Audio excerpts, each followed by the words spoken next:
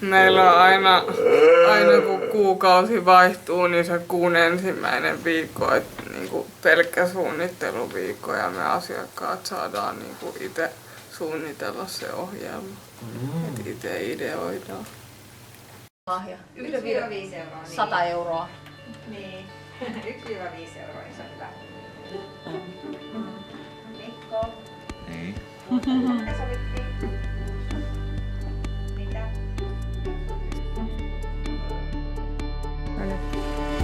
Au, epäilyä. Niin, kato sinne jo. Täältä ei oikein näe. Ei kun näkyy nyt.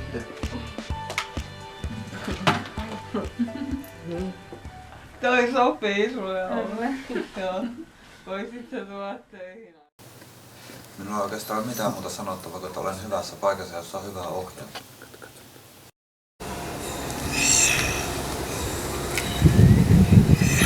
On välillä jotain vähän taideasioita tehdään.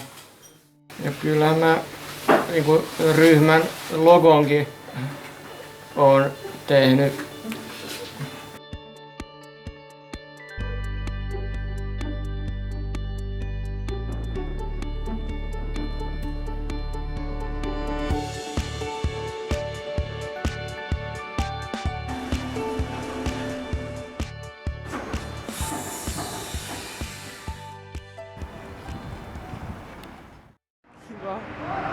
Uudestaan.